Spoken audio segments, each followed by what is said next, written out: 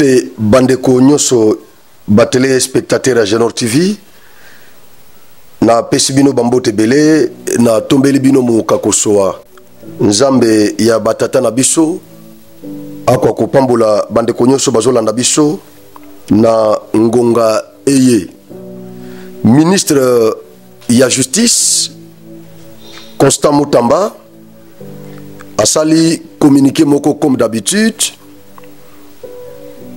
na Kassai central apesi injonction na auditeur général ya Kassai central na procureur général ya Kassai central pour déclencher l'action publique contre ba détourneur nyonso na ba spoliataire ya division ya bâtiment ou banda ko abrité division ya genre famille et enfants na ba détourneur nyonso ya ba deniers publics ou ezalaki destiné na construction ya banzela na Kassai central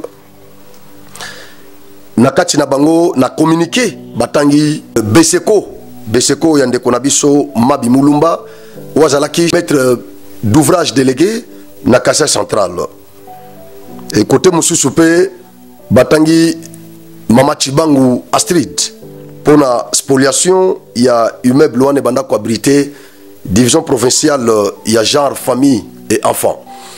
Je crois que nous allons aborder cette question parce que et c'est pas ici bas centre kassayen babeti maboko Mutamba ayamba makina Kassai central comme un prince na ba ministre nyonso o ba ekina Kassai central.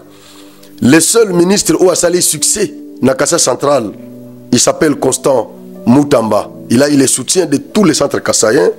N'aéroport, caméraman na ngazalaki, abunda kipe akanga photo na Mutamba.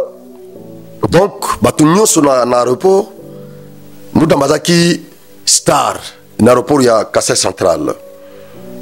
Voilà, nous allons aborder cette question. Lobby, même malgré que Mboule Betaki nazaki na centre-ville, tobanda cause la chef de l'État, né na lobaki yango na live au Nasalaki, lobby na Boutou, équipe nangai ezalaki na aéroport. Bazaki déjà préparé pour na koyamba mokonzi, mususu ezaki na ville, na moko pe nazaki na ville. Donc tozaki wana Mboule Beti to supportaki. Ti ba autorité nyoso ba koleka, on était là. Alors ba kanangé ba centre Kassai vraiment ba supportaki pour na koyamba chef na bango, malgré Mboula, mais ils étaient toujours là. Mais sinon, pour ne pas être hypocrite, en tout cas, personnellement, je ne suis pas chaud comme je l'étais dans Wayaki, tout à Liboso, Nazaki na Bukavu. Nazo avion mbangu na ekozonga na kananga na ekananga pour préparer terrain et Nazaki na terrain pour accueillir chef de l'État. Pour ne pas être hypocrite, cette fois-ci, je ne suis pas trop motivé. Franchement, je ne suis pas trop motivé. Natambusa ki micro na ngai na ville ya Kananga, j'étais sur terrain moi-même. Nako senga na caméraman, je crois au cours ya émission yo, beaucoup landa ba déclaration ya ba centre kassayen. Na banai déjà kolobango avant même chef de l'État ya avant mardi et mercredi et avant lundi au chef de l'État lingakaya. Na bana déjà kolobango na bana ko déplorer le fait que province à Kassai central est bénéficié loko mokoté concrètement na mandat il y a eu de pèse. Kassai central est bénéficié et l'autre côté, na Kassai central. Oh lelo toko tout est la tolo. To lobby to soutena qui chef de l'État. To bunda qui n'a eu de pèse pendant la période dictatoriale de Mobutu, la période dictatoriale de Joseph Kabila. To bunda qui n'a eu de pèse. To ça qui n'a katia eu de pèse malgré biso nazolo ba biso ba centre kassayen. Bien que na eu de pèse.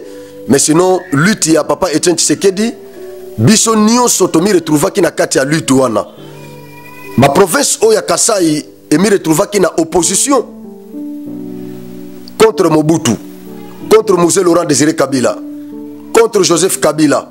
Donc toutes ces années, ma province ya Grand Kassai ezalaki na opposition parce que tolanda ki influence ya UDPS comme parti politique. Kabila banda koya na mboka oyo baso bambe mabanga na Mbujimai babambe mabanga na Kananga na parle même pas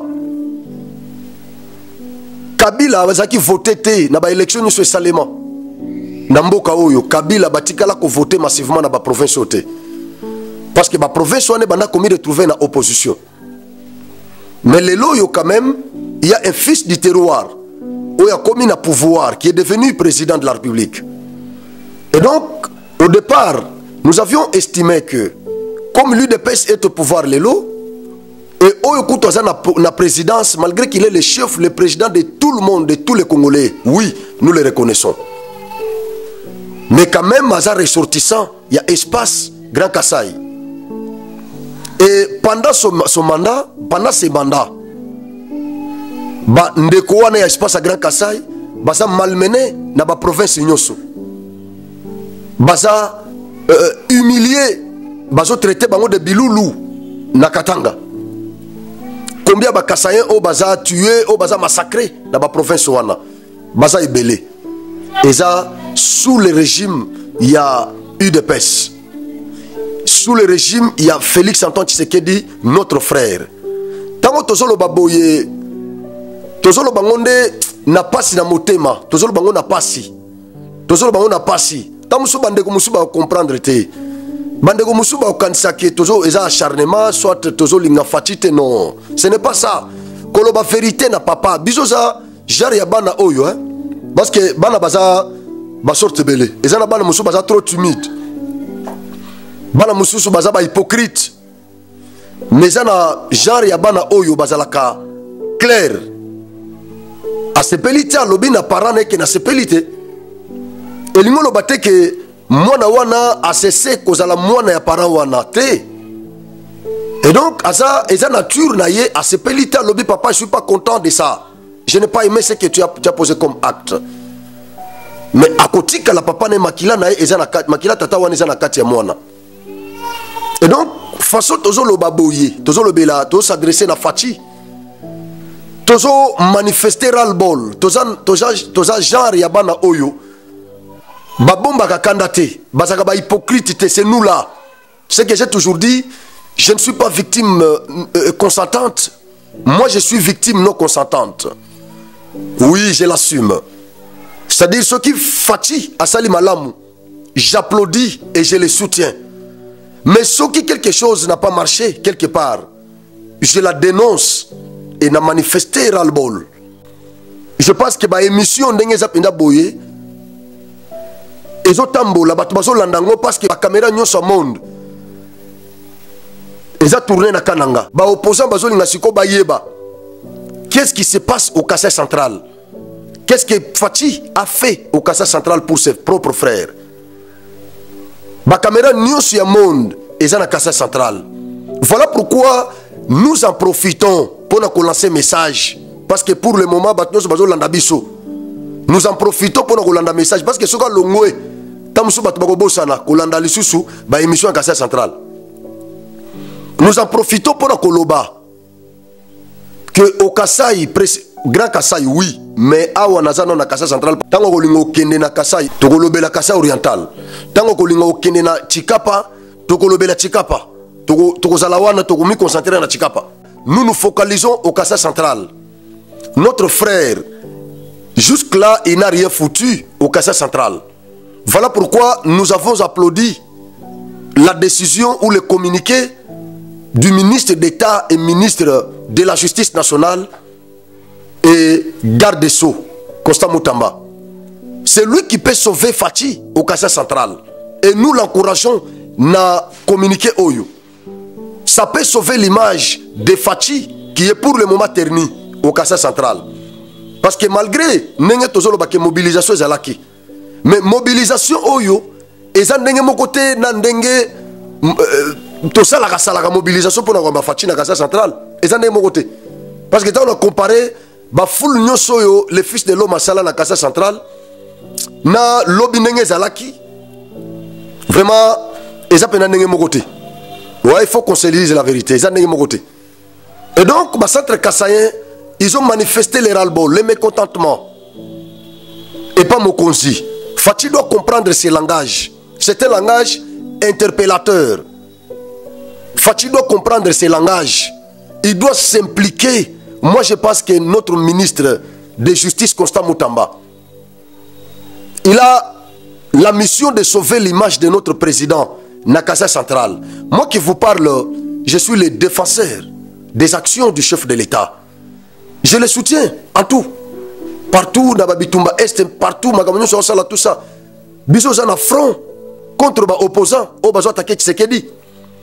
Mais Nabana Koboa Kambela n'a tiré sonnette d'alarme depuis longtemps dans la province. Pendant que Fati Fongola Miso. Et ça qui n'a mandat liboso. So kebite au kozaba opposant et belé na Kasai central. Le loyo batu mususu bakomi na sima ya Kabundu, batu bakomi na sima ya Sesanga. Bakomi ko se repentir nenge babamba Sesanga mabanga.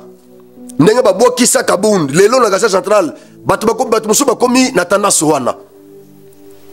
Et pourtant na début tous ces noms précités ont été rejetés au Kasai central. Bande Kobele Kasai central au banda s'opposer na Tshisekedi. Ils étaient farouchement attaqués ici, au Kasai central. Mais qu'est-ce qui fait qu'aujourd'hui, Namboka Kasai central, Bande Kwebele o Bazalaki, rejeté, mais Basantre Kasai, Bakomi Kozongi Sabango na mitema. C'est parce que Makambo Bango Balobaki, et comme la prophétie, et comme la prophétie, et comme la prophétie, Bazo comme la clairvoyant, on dirait que monaki a déjà dans la musique, que vous n'aurez rien sous le régime. Tu sais ce qu'il dit. C'est ce qui se passe aujourd'hui. Na tiraki sonnette d'alarme. Na premier mandat Fati. En tant que défenseur, il y a action, il y a Fati. Na lobaki Fati ko pesa biso musalate na Kasai central. To bundata na ba opposant déjà au baza identifié. To bundana banguna ya Congo. Mais ko kendo bunda susu na bandeko na yo. O baza ko soutenir yo mais ba changer kazaka. Ba ke na opposition. Localement, nous aurons un grand travail. J'avais dit ça, nous tirer sonnette d'alarme dans le premier mandat. Mais tant que nous avons un deuxième mandat, les loyaux, au regard de tout ce que nous voyons, je comprends que Bandeko Belé, dans l'opposition, dans la radio, dans les réseaux sociaux, les commentaires sont belés. Ceux qui sont hypocrites, ils sont entourés, ils sont la vérité. Ils sont la vérité que dans la Kasai centrale, il n'y a que Constant Moutamba qui peut sauver votre image. Il n'y a que ces gars qui peuvent sauver votre image au Kasai central. Par cette décision qu'il a prise, ça peut sauver votre image. Oyo ba dinosaure nyonso wana baternisa na Kasai central. Bandeko pesa confiance en Kasai central. Baternira image na yo. Ba détourna bambongo. Basale lo côté ba mikabolela bambongo ya l'état. Oyo ko tonga Kasai central. Bandeko wana basombela ngo mapango batina bana na poto baza bien bazoela ba centre Kasai ba miette bazo ko pesa bango ba miette ba $100 na ba société civile ba 200 ba $150 na ba journaliste ba $30 koto tout ça bazo pesa bango mbongo wana po ba aveugler bango et bandeko wana ba komi ko sala ba émission ko défendre bango. Et par moment, ils s'opposer même à Bisso, la vérité. Je sais que Franck gêne beaucoup de gens au Kasai central. Je le sais. Je le sais. Je sais que je gêne beaucoup de gens. Il y a beaucoup de gens qui ne me supportent pas. Présence Nangaï, les autres sont très mal à l'aise. Je sais. Je le sais. Nape Simbote Nandeko Nangaï Albert Chimangani Mbwe. En Amérique, ndeko na so ayibi singa bengi ngai jour musoso bisanga lobi ndeko Frank ozo jeunesse tant musoso ebate langage na yo ba position yo zwaka ozo jeune bandeko ebele na province wana ozo jeune bandeko ebele et ndeko nanga oyo Albert Chimangani Mbwe mwana ya Chimangani Mbwe oyo grand prêtre ya masolo ya UDPS na Kasai central. Mutabanda masolo ya UDPS na Kasai central. Ba papa na biso Blandar Chimbombo bayana sima ba disciple na bango. Mais grand prêtre Chimangani Mbwe qui ne le connaît pas na Kasai central. Bato ba bagara pena na contre la dictature ya Mobutu na Kasai central.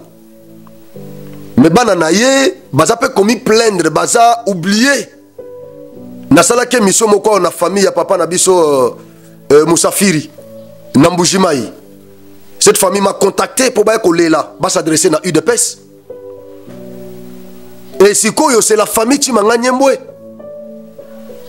qui m'a saisi. Et donc bande konyoso babunda na UDPS. Pourquoi ils sont oubliés? Pourquoi ils sont oubliés? Et tant que le baboui, est-ce que tu finis Moutou? Non. Est-ce que Moutou le quoi Chimanga Nyembwe na Kasa centrale ayebanité? Je dis non, ayebani. Ayebani. Mais bananaye baza éparpillé batangi ba classe. Mais on s'intéresser na bangote. Alors tant que le baboui, exactement que tu contre les pouvoirs, contre les partis présidentiels, non. Moussala Nabiso, bato micro, eza koboa kambela, eza yako interpeller bandeko au bazana pouvoir, parce que les pouvoirs corrompent. Les pouvoirs corrompent. Les pouvoirs corrompent. Moutokoza la zolo ba fort libanda. Mais si on continue à pouvoir, à comment zoalar, moutouana bossani nyo sabana koloba. Les pouvoirs corrompent bandeko, les pouvoirs corrompent. Les pouvoirs corrompent. Voilà pourquoi batuloko ba franc, les courageux que nous sommes. Il faut péter zala. Toboa kambela, pour la kisana bandeko, que les pouvoirs corrompent. Les pouvoirs corrompent. Napesi, vieux nangaï, c'est le chilenge. Bambo Tebele, Nagisasa, homme de Dieu et enseignant à la théologie. Bambo Tebele. Merci beaucoup. Les pouvoirs corrompent. On n'a pas à combattre à UDPS. Célestin Chilenge, vrai combattant, il y a Tongo, il y a UDPS. Mais Bangonyo se basa Libanda. Basa abandonné, laissé pour compte, oublié. Voilà pourquoi, Tozo Bele na UDPS, Bokani Sabato, Babunda na UDPS, Lokola ba vieux Célestin Chilenge, grand combattant et grand défenseur à Fati. Homme de Dieu, pasteur, mais grand combattant mystique. Moutoua défendaka Fati. Et donc, Genor TV, nous sommes là pour nous interpeller. Bateau Bazana Bandeko Bazana pouvoir. Nous ne sommes pas contre le pouvoir, mais nous soutenons le pouvoir en disant la vérité. Alors, Ndeko Albert Chimanga Nyembwe a passé un conseil à Lobby Franck aux gênés Batobele. En tout cas, vous devez être prudent. Oui, mon frère. Naza prudent. Kulutu. Naza prudent. Naza prudent. Conseil Nayo Naza Nango. Nayebi ki Nazo gêné. Mais Bamoussou Soupé, au Bazana droiture. Bazo soutenir biso. Mais ba autorité nyoso baza batombilinga mbiliga. Ndeba oyozo mona to saliboye batini bambolombolo bakende ko attaquer biso. Mais nous sommes prudents. Nous sommes prudents. Alors, je disais que Fati na Kasa centrale moi ba opposant ba commis déjà ibélé. Mais Constant Moutamba est le seul, vraiment le seul qui peut sauver l'image de Fati au Kasa central. Au Kasa central. Je vais lire le communiqué de notre ministre de la Justice nationale et garde des Sceaux, en l'occurrence, Constant Moutamba, le vrai combattant. Communiqué numéro 055. Ministère de la Justice. Son Excellence, Monsieur le ministre d'État, ministre de la Justice et garde des Sceaux, informe l'opinion qu'ayant été saisi par la lettre numéro 032 0323 bar cab bar mine IH bar GB bar 2024 du 1er octobre 2024 de son Excellence Monsieur le ministre de l'Urbanisme et Habitat. Il a donné injonction à l'auditeur supérieur du Kasa central afin de procéder à l'interpellation et à la poursuite de Madame Chibangu Astrid, spoliateur de l'immeuble de la division urbaine du genre famille et enfants situé au numéro 20 de l'avenue du 20 mai, quartier Malandi, commune de Kananga. Une injonction a également été donnée au procureur général du Kasa central pour engager des poursuites contre les auteurs des détournements des fonds publics destinés à la construction des routes dans cette province. Il s'agit notamment des responsables du BSECO et autres structures privées ou publiques impliquées dans ses actes faits à Kinshasa le 23 décembre 2024, les cabinets du ministre d'État, ministre de la Justice et garde des Sceaux, voilà. Basantre Kasaye babeteli Constant Mutamba Maboko pour communiquer oyo. D'abord, l'affaire au Italie, bâtiment, il y a division, il y a genre, famille et enfants, il y a Kasaye central, collectif, il y a ma femme centre Kasayen. Badressa, je crois, ils en a 2023. Badressa, na chef de l'État pour na kosenga implication na affaire oyo. Le pan au bâtiment wana ibanda ko abrité division wana. Ezalaki à la base, il y a conflit entre le gouvernement congolais et la famille. Il y a Madame Chibangu Astrid. Je crois, cour d'appel, il y a Kananga. Na arena sous RCA 2006. Après ça, bâtiment wana na l'État congolais. L'État congolais, cour d'appel, et Katali Kambwana. L'État congolais dans longa. Bazongi sa bâtiment dans l'État congolais. Mais tango gouverneur John Kabeya a écosé province, ndeli Kamboana et rebondir lisusu et refaire surface na décision na lettre moko ya gouverneur a écosongi sa immeuble wana na famille ya Astrid Chibangu. Donc l'État congolais a perdra et Luka provoqua boucan na province ya Kassai centrale. C'est comme ça que le collectif des femmes centre Kassayen va adresser la lettre au chef de l'État pour s'impliquer dans le dossier. Le ministre de la Justice, où a séjourné dans Kassai central, saisi par le ministre de l'Urbanisme et Habitat. Le loyo a fait injonction na auditeur général il y a Kassai central pour poursuivre, déclencher poursuite contre Baspoliataire. Il y a immeuble où il y a division, il y a genre, famille et enfants. Bravo, la ministre. Comment un homme d'État a coquille kolongola intérêt à l'État, où justice yamboka, service compétent yamboka et tranché yango en faveur de l'État congolais, mais balongoli yango un homme, un représentant, il y a l'État. Alongoli intérêt à l'État, après ça on a pas particulier. Et l'objet ça qui va centre Kassayen. Mais le loyo est notre homme d'État, ministre de la Justice.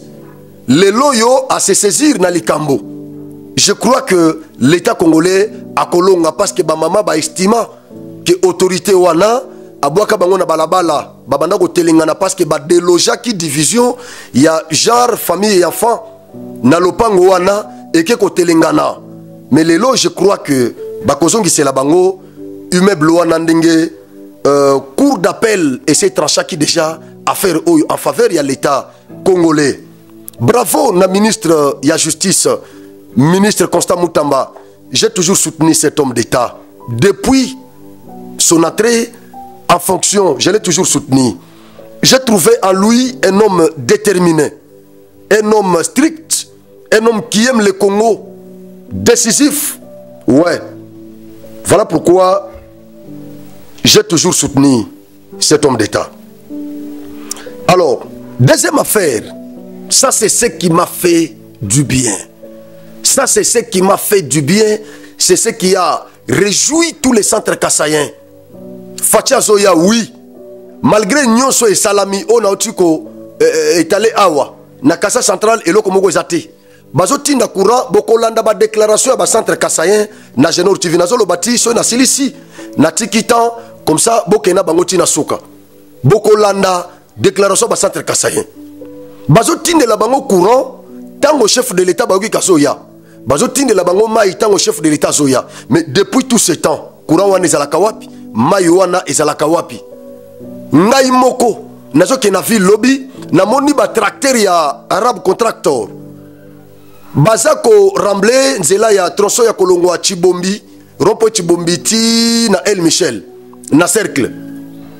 Tracteur ya ya bandeko ya Arab Contractor ba égyptien ils ont éparpillé na ville Mobimba. Bazo travailler, bazo longola ba poto bazo bongisa parce que le fils de l'homme va entrer à Jérusalem. nde bazobongisa yango. Et pourtant toza censé kozala quand même na banzela bien même na absence à chef de l'État. Toza censé kozala na mai même quand il n'est pas là. Toza censé kozala na courant même na absence na ye. Parce que ça droit na biso. Mais nazo déplorer yango na ndenge bazo tinde la biso courant kaka tango bayoki kasoya et tango kokende ba okata yango ba centre Kassaye na Kassaye na zanga moko. Mais j'ai trouvé les centres Kassaye conscients. On peut ba condamner, c'est fait. Bokolanda ba image na bango après intervention na ngai. Est-ce que partout na bamboka nyonso ba pays nyonso to tambola bien que na tambola ba pays belete na monde na kena ba pays nyonso te mais quand même passeport na ngai et ça na ba visa ibele. Ouais. Na su quand même chance ya ko tambola pe ko kena ba pays mususu. Ebele ya monde. Est-ce que tant au chef d'État ya ba pays wana ba se déplaçaka? Est-ce que ba député nyonso balana ba ona sima? Est-ce que ba ministre nyonso balana ba ona sima? Ou bien ba sélectionnaka ba ministre oyo baza concerné na makambozo ki ndosala na ba province wana? Mais pas na biso ce n'est pas le cas. Et pas na biso so chef azo déplacer Congo mobimba bango to bakehi. Bozo ki luka nini? Et tant on peut bozo kende, il fallait qu'il tato sentir quand même dans le boyer circulation quand même yambongo na kati ya ville. Mais chef de l'État zoya, ba délégation nyo sona eza déjà awa, mais mboka l'art ils ont circulé té, mbongo ezate. Mbongo ezate. Et pourtant les chefs azo bo biso déjà batu ya ba média déjà il fallait que tout ça déjà na ba l'art. Il faut déjà tous à la bien na ba poche, ba l'art pour permettre biso to kende ko yamba chef to sensibiliser. Génor TV eza chaîne na mokete na Kassaye central. Botangilanga combien ya chaîne na télévision na Kassaye central o eleki Génor TV. Botangilanga tamoko. Kulutu na bango nyonso eza Génor TV. Mais soki biso na Génor TV na équipe na ngai chef azo ya tozu eloko te. Tozu na eloko te, tozo mi sacrifier. Merci quand même na cellule ya communication gouverneur Babengiga pour natin élément bakene gozo badge. Pour tous quand même facilité ya ko travailler tant au chef à kozalawa. Merci na cher partenaire Van. Merci beaucoup. Quand même ça au moins. Mais l'art sikoyo ngila pekunya eza wapi? Et pourtant il fallait qu'il déjà mobilité na biso ezala déjà garantie. Héros tous en terrain parce que le chef vient. Tous travailler pour nous préparer. Mais au Kobenga Oyo, Bazularte, Obenga Mediatel, Bazularte, Obenga Baokuna, mon confrère, Tissiko, toujours le côté.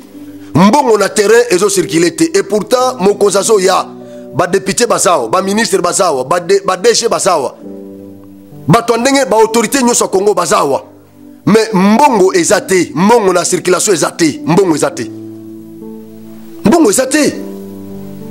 Mbongo ezate, mbongo ngosiko ezaka ba kisi bambongo batu ya régime nzambe na ngai ezambongo kisi to ezambongo nini bayama hein ezambongo nini tango président za na mboka zo ya il faut mbongo za na circulation il faut mobilité ezala net biso il faut déjà tous en terrain équipe nous na terrain déjà il faut déjà Génor TV activer passeport zo le tout ça mais eza wapi batongo chef de l'état bayina bambongo batina ba poche ceux qui ba frais d'émission bayina ngo ba bombi mingi bazana ba hôtel ba ko bazana na ba hôtel na vina bango biloko ndenge wana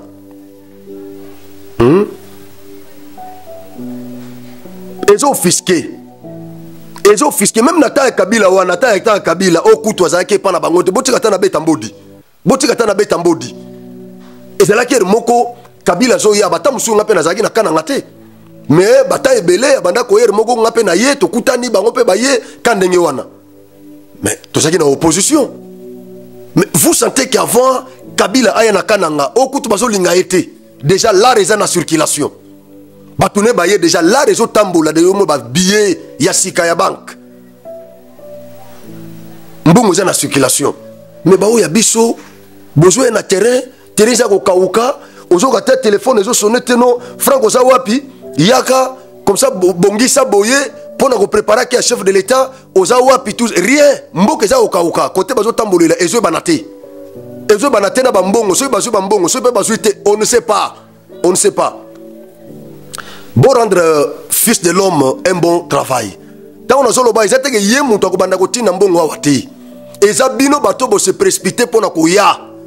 C'est que besoin l'art. Mbongo il faut circuler.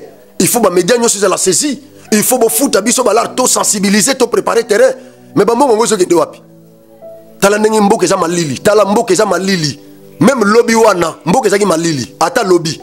Mboka peza ndenge za laka peneta ngo facha yakawa. Et ça bon côté. Mais qu'est-ce qui se passe? Qu'est-ce qui se passe? Ça bon côté, qu'est-ce qui se passe? Bo dépenser ka bambongo na ba fiche ya minene bo tche na nini, bo imprimer les sous, bo gendo cha. Bambongo do silega na ba fiche, ba bilo ndenge wana. Sensibilisation na bino zane na ba fiche. Et pourtant il faut bo saisir ba organe qui jouer un rôle important dans le chef de l'État. Mais chef Azoya, rien du tout, rien. Nabenga oyo chaîne, rien. Nabenga radio télé, tozo le côté. Nabenga okuno le papa tosa na biso ndenge wana. Tout biso tout ndenge wana. Nous avons des groupes, il y a des journalistes. On a l'État qui discute avec quelques confrères. Mais ils ont ndenge wana kaka bongo kaka bongo. Bongo siko tambolapi. Pour na chef de l'État. Bino kaka boye nango après bozongi nango. Suko nango boke poto. Mitema mabe. Mitema mabe. Moutamba, merci beaucoup na Constant. Constant Moutamba, merci beaucoup. Na loba na vidéo mokonga bi Moutamba a okufa na bino. Moutamba za na Kasa Central a okufa na bino. Mon frère, naza na sima na yo. Naza na sima na yo, ndenga nazwa décision ko accompagner, je vais vous accompagner papa. Ba kleptocrate nyoso, ba mandukateur nyoso. Ba miibi wana nyoso papa, zala na bango naza na sima na yo. Naza na sima. Ba lebiso mbongo na Kasa Central. Oyo zo mona oyo montango ye tango tolobaka boza musika. Boka saki to sakanaka. Mais tango siko bino boye, bomoni o eza na terrain. Bomoni o eza na terrain. Beaucoup fana bango, beaucoup fana bango. Beaucoup fana bango. Batangi beseko na kati. Batangi beseko. Batangi beseko. Makambo ya spoliation ya immeuble oyo. Batangi ba autorité o bazaki en place. Makambo ya détournement ya fonds publics. Batangi beseko na ba structure nyonso o eza cité na Kasa Central. Toza na sima. Message na ko adresser na PG à Kasa Central. PG, je ferai tout ngai moko na koya kokutana na yo pour na motiver na biso ke toza na sima na yo. PG ya Kasa Central na koya kokutana na pour na biso ke toza na sima na yo. Mon premier ya cour d'appel président Lwemba nazana sima na yo mutu malamu mutu abwanya mutu malamu mutu kimia. Mon premier nazana sima na yo nakoya kokutana na yo pona biso ke nazana sima na yo déjà loko les aboye biso justice nyonso fongola miso bolandela biso ba miyibi nyonso ça va nous consoler parce que le gozo sala biso mabeza nini ke ba yibi biso mbongo me fachi avandi kimia justice evandi kimia.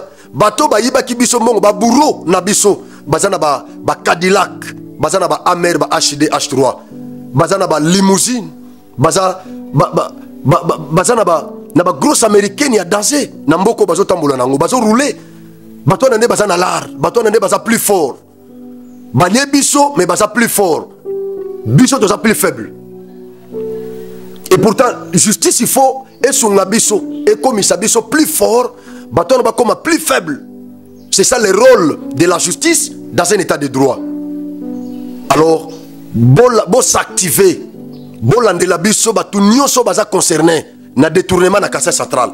Soki toyoki ke bato na baza poursuivi, condamné et bazo croupir. Baza ko écoper ba peine na bango biso. Togobete la Fatima Maboko, Togobete la justice congolaise Maboko, nous serons quand même consolés. Vous pouvez imaginer que tout ça va victime. Justice jusque-là et rétablir biso na badroit na bisoté. Réparation, il y a préjudice. Oyo biso tozo subir na Kasa Central. Nano salamité. Tozo zela justice et réparer préjudice wana. C'est alors que togo bete la Fatima Boko même temps on koya prochainement togo yambe malam na tigele bino temps na balance a balancer les bino ba image na biso terrain à lobby. Merci beaucoup. Très chers abonnés téléspectateurs de Genor TV, nous sommes au centre-ville de Kananga, au Kassai central. Vous voyez cet engouement. Nous sommes précisément à la place de l'indépendance. De l'indépendance, là où le fils de l'homme, Fathi Beton, va tenir son meeting. Aujourd'hui, nous avons quelques éléments de l'équipe de Genor TV déjà à l'aéroport. Je crois que vous aurez la chance de suivre cette cérémonie en live. Le discours du fils de l'homme, vous aurez la chance de le suivre en live. Voilà, vous voyez cet engouement. Nous sommes là, nous nous battons. Nous nous battons vraiment, nous nous battons. Jusqu'à ce que nous aurons le courant au Kassai central. Le courant au Kassai central. L'eau au Kassai central. Route Kananga Kalamambouchi. Qu'est-ce que Fathi va nous dire? Nous attendons le fils de l'homme. Nous attendons le fils de l'homme. Nous ne savons pas ce qu'il va nous dire dans son discours. Mais nous l'attendons, qu'il vienne d'abord.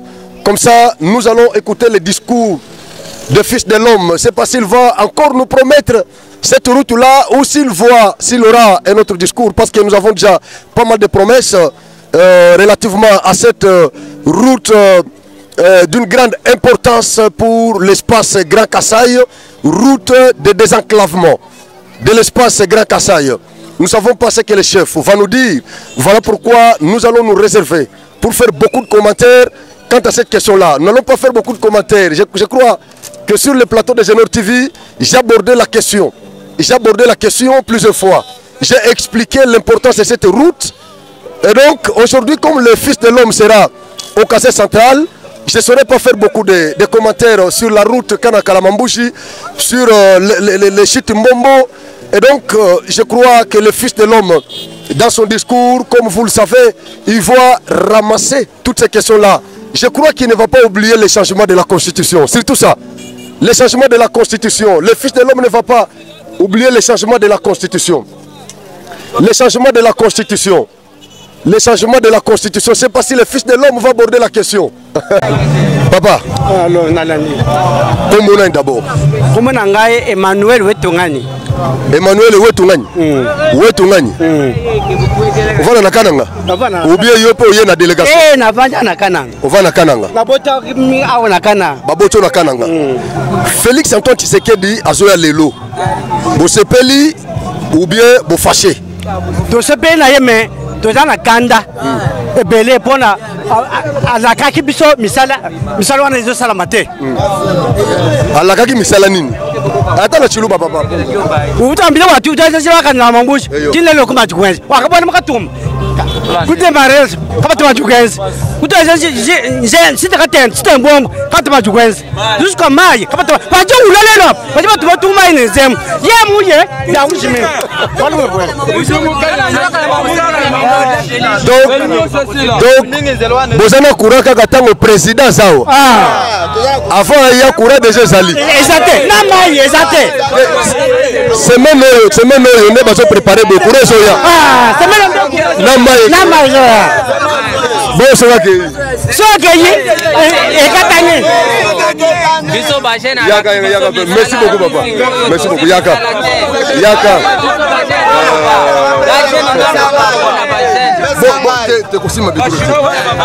Bossa la boue, kasi bossa la boue. Botique espace. Botique espace. Jeune kombo nona. Kombo nangai Mbombo Kanku Marcel. Botika makelele, botika simakelele. Mbombo Kanku Marcel. Mbombo Kanku Marcel. Sikoyo nalingi president na biso bandala ki biso na Kananga. Bana Kananga tozo kemba makasi penza. Ba chef na biso bo batikela penza makambo na maboko basala kelo côté. To sepele na president na biso tango azo ya lelo il faut là apesa biso ba misala na biso ezana kaka na maboko na ye. Atike na maboko abayibi wana te po bayiba ka fo na mboka na biso. Donc ndenge zawana bozana courant na kananga na mai na kananga. Bokura eza courant te tozana mai te. C'est bon. C'est bon. Donc batinde libino mai na courant tango président zoya. Tango président zoya soki bayoki nde bazotinda ba courant na ma soki abimi batindaka mai na courant te. Souffrance ebele. Siko pona banzela na kananga eza nde nini? Banzela eza na salite bele fort. Chile gelou. Zela eza bien te eza mabe. Banzela eza mabe. Kananga kalambambushi. Bolobi nini? Tolingi zela kalambambushi foti beton azoya lelo. Atika bantu na ya motema malamu po babongesela biso nzela kalambambushi. Pour changer la constitution que du coup impe. Akomba se malo akaji moto amila. Fati tu akola lelo uji yulwe. Ma ya kurumukana. Zemu ya kurumukana matu onsutu tuende mubito katomba kakusisikulongo lolo monsil. Ma ya avuka ya loto akusisikulo lelwe. Bo constitution bi bien po boye ku changer. Kaji kan ni suivi mo mijumu ya bera kanda. Ka kweno na so mo mubujibu endeto. Bien sûr que tu dois être gouverneur mwimpe. Kaji kan ni monto jumu akumambulisa to. D'abord soutien au président wa du tout. Même au j'ai discuté avec beaucoup de jeunes. Ils me disent Franck, pourquoi nous avons le courant seulement quand le chef est là?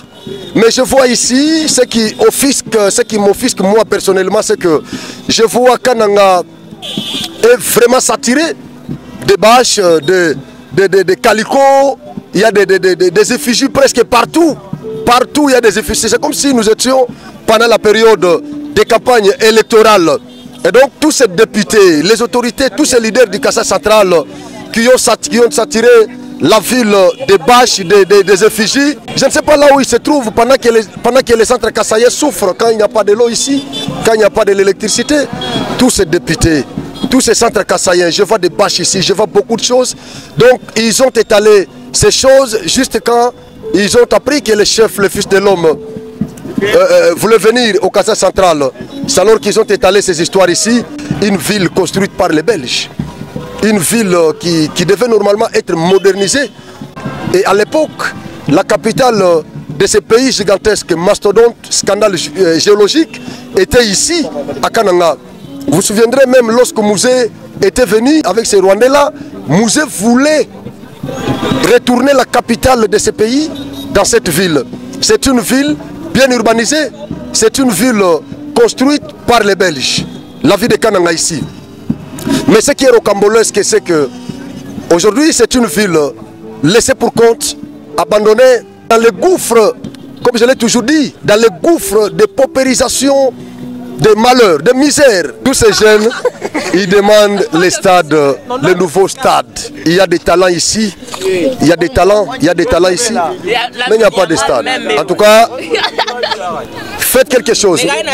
Merci beaucoup. Alors je vais vous montrer, nous allons faire un petit mouvement là-bas pour voir. Je vais me placer sur l'artère principale de la ville de Kananga, comme ça. Vous allez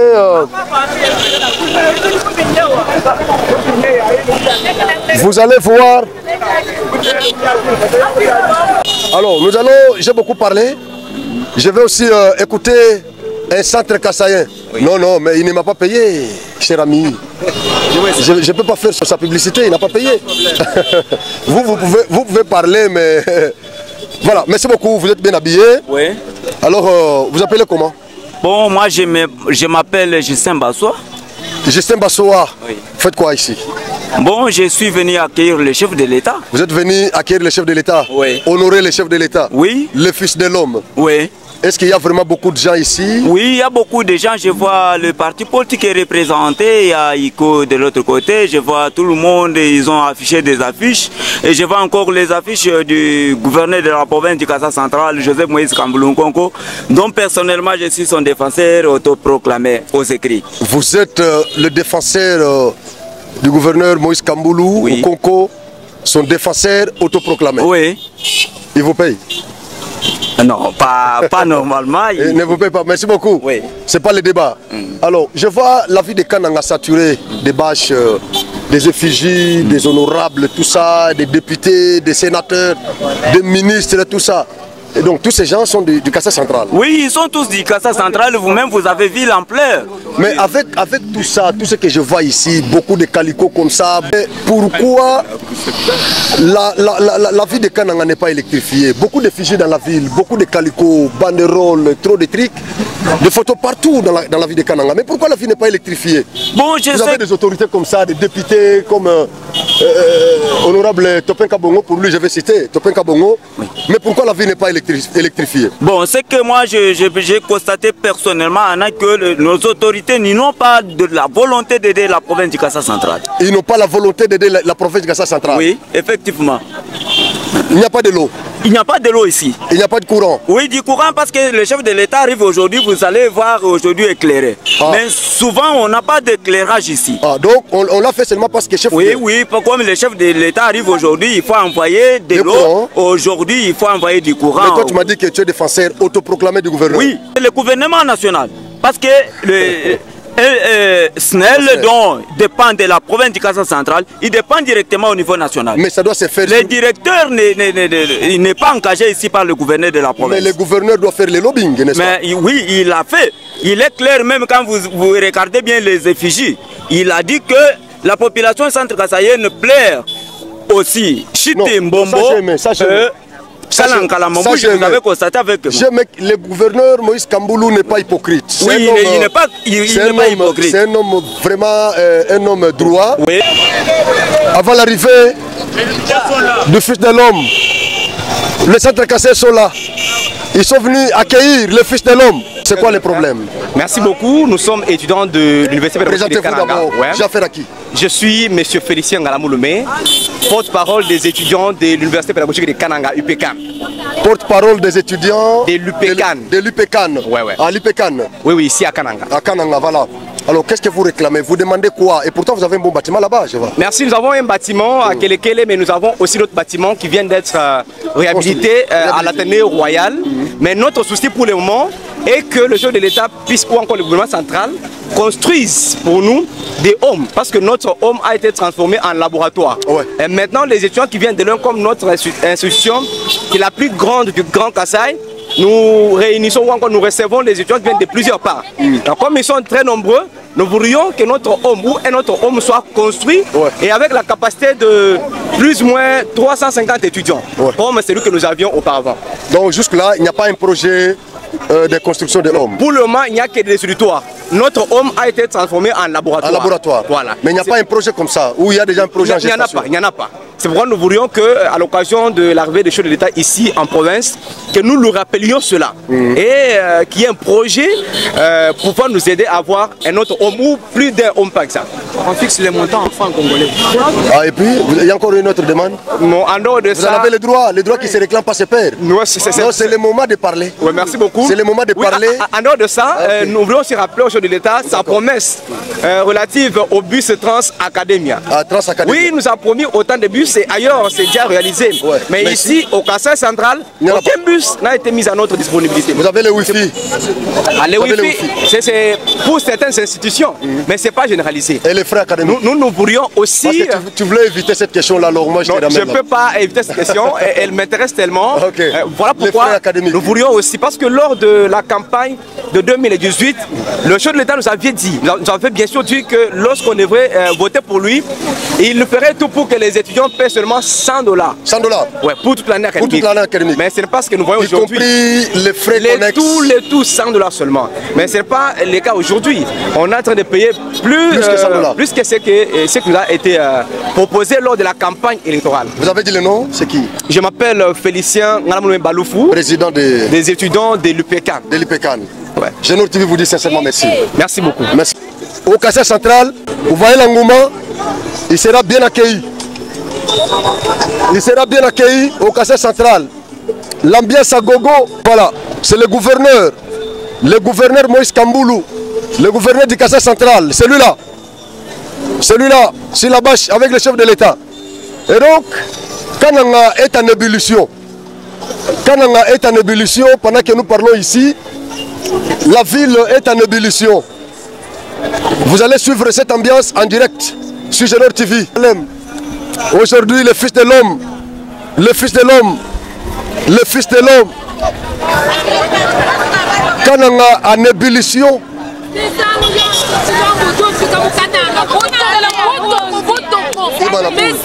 Misangu jengamba ni misangu yonso president wetu amukananga ujufika nukutu mwachilumbu kai tusomba tobi tutonde tukabatu mumone tukumesu kutoka nunkwe ukatu itumumone nitumumone jeba kai tujibantu